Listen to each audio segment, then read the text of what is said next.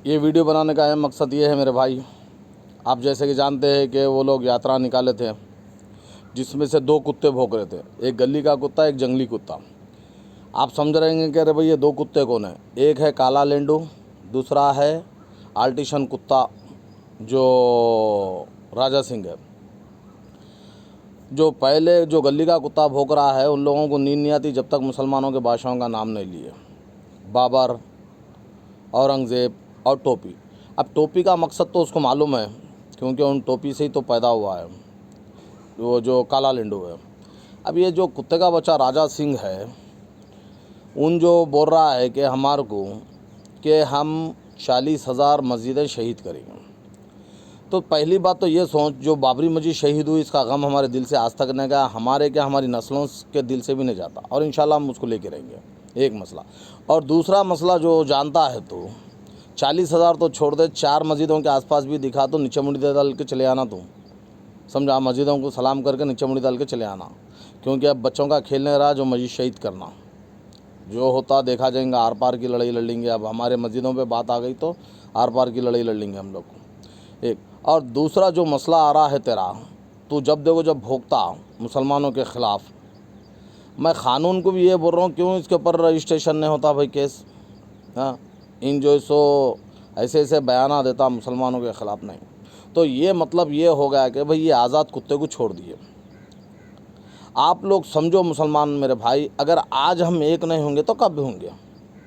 हाँ, आपको मालूम है हैदराबाद पार्लियामेंट सीट एक मुसलमानों की नाक है, जिसको हराने के लिए तमाम एक हो गए। आरएसएस, बीजेपी, कांग्रेस, टीआरएस पूरे एक हो गए। हाँ, अब ये जो लता आंटी है, लता आंटी जब बीजेपी में जो मुसलमानों को जहर उगल रहे थे, तुम लोगों को मालूम होना चाहिए, उनके कुछ वीडियो उठा के देखो।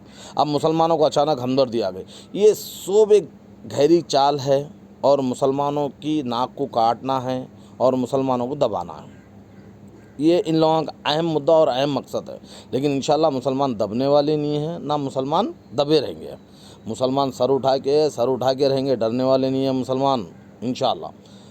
आप जानते हैं हमारे सदर साहब बैरिस्टर असदुद्दीन ओवैसी साहब जो मुसलमानों के लिए जो मेहनत कर रहे हैं एकजुट होने के लिए, अगर मुसलमान आज एक प्लेटफॉर्म पे अगर नहीं आएंगे तो आने वाला वक्त बहुत बुरा है। तो इसलिए मैं ये चाहता हूँ कि पूरे मुसलमान एक हो जाए। हम लोग ज़रूरी है हमारे को एक होना।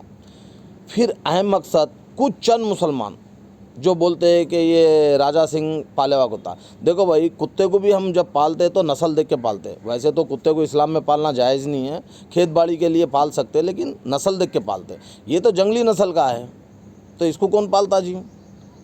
हाँ, ज़रा सोचो ज़रा मेरे भाई, क्या बात कर रहे क्या नहीं। हम अगर ऐसे मुसलमान आपस में ऐसा हम एक दूसरे को बोलते रहेंगे तो नहीं होता मेरे भाई। एकजुट हो जाओ। जब इलेक्शन 13 मई को होने वाला है, सदर साहब के हाथ को मजबूत करो, जमात को मजबूत करो और एक प्लेटफॉर्म पे आ जाओ। सबसे अहम मकसद मेरा यही है कि हम एक प्लेटफॉर्म पे आना। हमारे जो मसले हैं हम कभी भी सुलझा कर सकते हैं, बैठ सकते हैं, क्योंकि नबी करीम सल्लल्लाहु अलैहि वसल्लम का हुक्म है कि हम पूरे एक है, एक कलमा पढ़ने वाले एक हो जाओ। जिस तरीके से उन लोग पूरे एक हो गए। आपको मालूम होना चाहिए एक लाठी को कोई भी तोड़ देता, 4 लाठी को कोई नहीं तोड़ सकते। इसके माजी में आप लोग देख लो।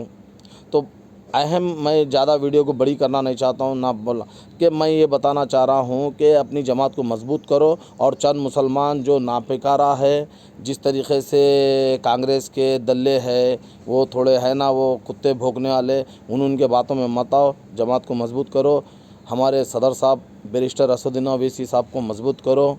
और आज अगर हम मजबूत नहीं करेंगे तो हैदराबाद की नाक कटने वाली है। और यही एक ऐसी सीट है जिसके ऊपर पूरा इंडिया दम लगा के लगे हुआ है और पूरे पार्टियां दम लगा के रखे हुए हैं। समझे भाई। जय हिंद।